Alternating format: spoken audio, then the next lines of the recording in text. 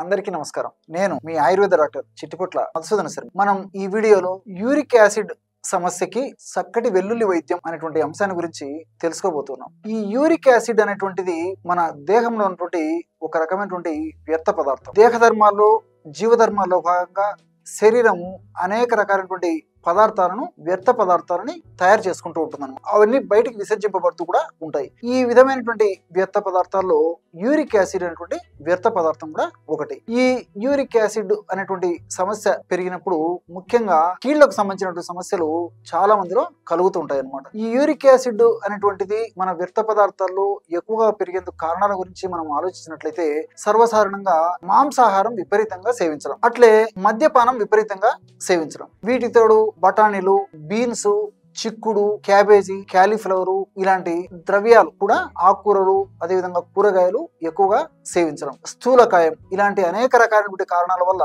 మన దేహంలో uric acid అనేటువంటివి పెరిగిపోతుంటుంది అనమాట. ఎప్పుడైతే యూరిక్ యాసిడ్ పెరిగిపోయి మరి కీళ్ళ నొప్పులు మొదలైనటువంటి పరిస్థితి ఏర్పడుతుందో సర్వసాధారణంగా స్థూలంగా గౌట్ వ్యాధిగా చెప్తూ ఉంటారు అనమాట. ఈ యొక్క సమస్య పురుషుల్లో, స్త్రీలలో ఇద్దరికి ఉండేటువంటి అవకాశం ఉంటుంది. అట్లే సర్వసాధారణంగా ఈ యొక్క సమస్య వచ్చినప్పుడు 100లో దాదాపు 90% మందిలో మొట్టమొదట బొటన వేలుకు, అంటే కాలి బొటన వేలుకే ఈ యొక్క సమస్య మొదలవుతుంది. అంటే రాత్రి హుషారుగా, ఉల్లాసంగా, ఆనందంగా ఉండి చక్కటి ఆహారం తీసుకొని సేనిస్తారు. ఉదయం లేచేసరికి ఆ కాలు బొటన వేలు విపరీతంగా వాచి, నొప్పి, పోటు, సలుపు, బాధ ఇలాంటి లక్షణాలు కలుగజేయడం జరుగుతుంది అన్నమాట. 100లో 90% మందిలో ఇది కలుగుతుంది. తర్వాత మందులకు వాడడం వల్ల కానీ ఇతర ఉపశమన చర్యల వల్ల ఆ యొక్క సమస్య తగ్గిపోయినప్పటికీ క్రమక్రమంగా 6 నెలలకు ఒకసారి లేదా 3 నెలలకు ఒకసారి, సంవత్సరానికి ఒకసారి రావడము, సమస్య మరీ పెరిగే కొద్దీ ఇంకా తరచుగా రావడము, దీనివల్ల కేవలం బొటన వేలు భాగమే కాకుండా మిగతా కీళ్ల భాగాలు కూడా ఇన్వాల్వ్ అయ్యి నొప్పి, పోటు, సలుపు,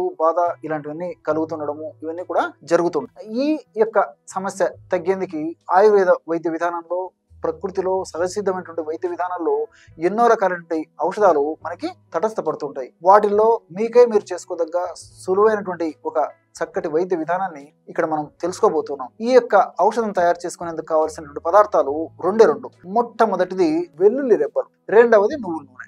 కేవలం ఈ 2 పదార్థాలే. మరి ఔషధాన్ని ఎలా తయారు చేసుకోవాలంటే రోజు ఉదయం పూట ఆహారానికి ఒక అరగంట ముందు, రాత్రి పూట ఆహారానికి ఒక అరగంట ముందు, లేదా ఒక 15 నిమిషాల ముందు ఈ యొక్క ఔషధాన్ని వాడుకోవాలి. ఎలాగంటే ఒక 3 వెల్లుల్లి రెబ్బలు తీసుకొని కొద్దిగా నువ్వుల నూనె వేసేసి కొద్దిగా వేయించేసేసి దించి చల్లారిన తర్వాత ఆ 3 వెల్లుల్లి రెబ్బలు అలాగే నమిలి తినేసేయాలి. తినేసి ఒకవేళ ఘాటుగా ఉండి కొంచెం ఇబ్బందిగా ఉంటే మరి ఒక నిమిషం 2 నిమిషాల్లోనే ఏదో ఒకటి ఆహారం తీసుకుంటే సరిపోతుంది అనమాట. ఉండగలిగితే ఒక 15 నిమిషాలు అలాగే ఉండవచ్చు. లేని పరిస్థితుల్లో ఒకవేళ నోరు మంట, నాలిక మంట ఉండడము, కారం ఇలాంటి ఇబ్బందులు ఏదైనా ఉంటే మాత్రం వెంటనే ఏదైనా ఆహారం తీసుకుంటే సరిపోతుంది. చూసారు కదా ఎటువంటి సులువైనటువంటి ఔషధ యోగాన్ని యూరిక్ యాసిడ్ అనేటువంటి సమస్య తగ్గేందుకు వెల్లుల్లితో తయారు చేసుకుని మనం లబ్ధి పొందవచ్చు.